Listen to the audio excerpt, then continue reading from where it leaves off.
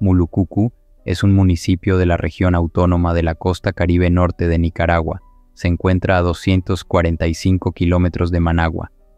Es un poblado pequeño, una hilera de casas acomodadas a la par del camino y algunas otras viviendas ubicadas en colinas. Es un paisaje habitual en esta región. En los últimos años ha habido una escalada en la violencia e inseguridad en la zona.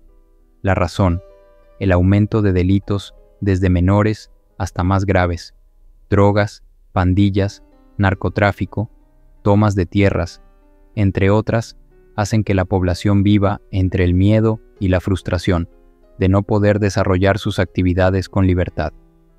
La sensación de indefensión se prolifera rápidamente en la población. Las fuerzas de seguridad muchas veces hacen caso omiso ante el pedido de auxilio. En una comunidad llamada Lizahue, en una zona rural aislada, en una humilde casa hecha de madera, vivía Carmen Rodríguez, madre soltera, de 2 niñas de 10 y 12 años. La vida para Carmen Rodríguez no había sido fácil. Había sufrido violencia de parte de su pareja, por lo que había decidido abandonarlo. Tenía que sacar adelante sola a sus pequeñas. Sin embargo, el destino le tendría preparado algo mucho peor. El dolor más terrible que una madre puede sufrir, la pérdida de sus hijas, de una forma tan escalofriante que indignó a todo un país. Un crimen que impulsó la ley de cadena perpetua para este tipo de hechos. Quiero recordarte que si aún no eres parte de nuestra comunidad, no dudes en suscribirte para no perderte ninguna de nuestras investigaciones y análisis. Dale clic al botón de suscripción. Activa la campanita para recibir notificaciones y acompáñanos en cada escalofriante episodio.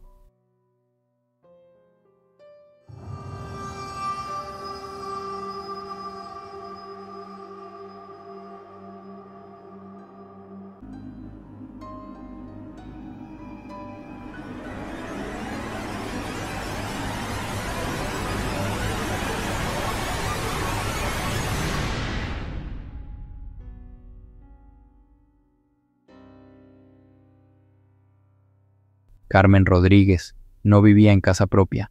Un finquero les había dado donde vivir, en un ranchito de paja y madera, que no contaba con servicio de agua potable ni energía eléctrica.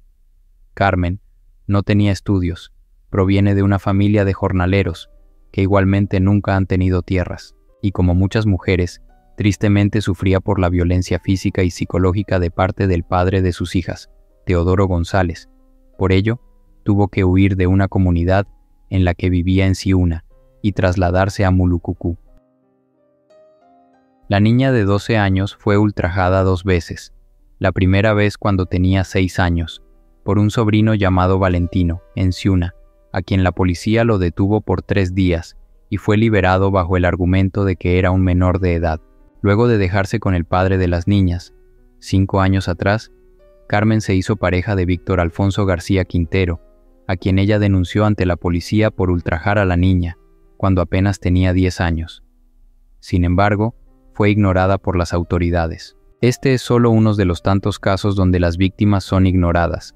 El Estado falla en su deber de proteger a los más indefensos, pues reina la falta de empatía y de solidaridad entre las fuerzas encargadas de dar seguridad a los ciudadanos.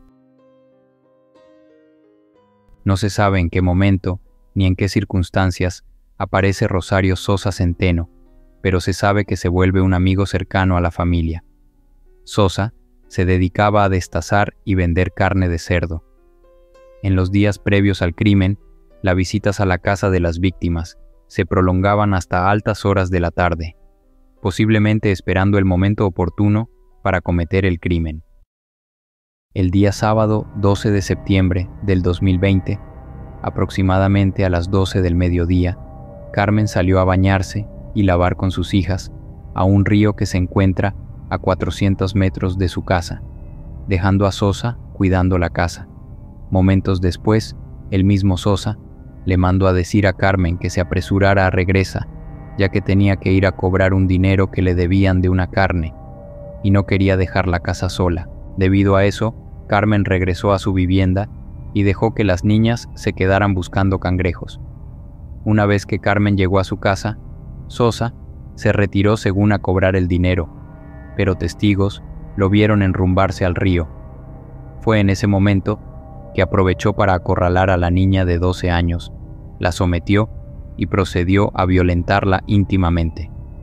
Posteriormente, pasó un arma blanca por su cuello, acabando con la vida de la niña. La niña de 10 años presenció el hecho y amenazó a Sosa con contarle todo a su madre, lo que provocó que éste la siguiera y la capturara, propinándole 12 machazos, acabando así con la vida de las 2 niñas.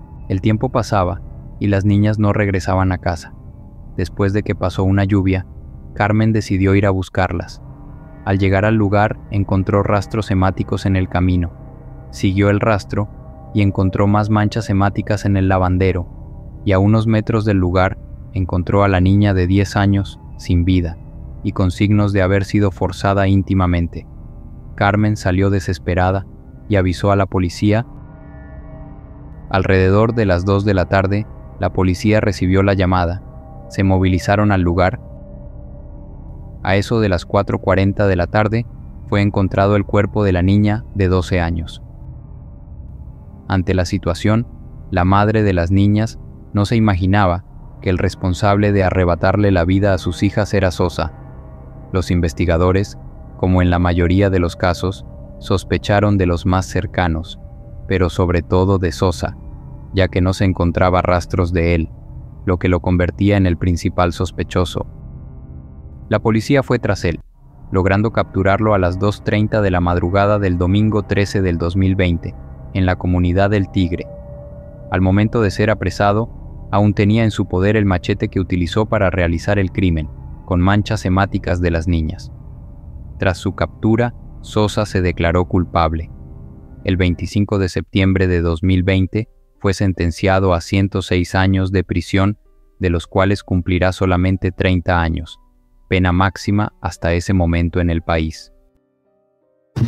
Le doy gracias, ¿verdad? Porque me dan la dicha de poder hablar en este momento que yo tanto deseo hablar en defensa de mi niña, de este diablo que está presentado aquí, que se sintió más poderoso que Dios, quitarle el poder a Dios y quitarle la vida a mis niñas, donde Dios tal vez ni Él lo había decidido, en que mis niñas me dejaran sola a mí.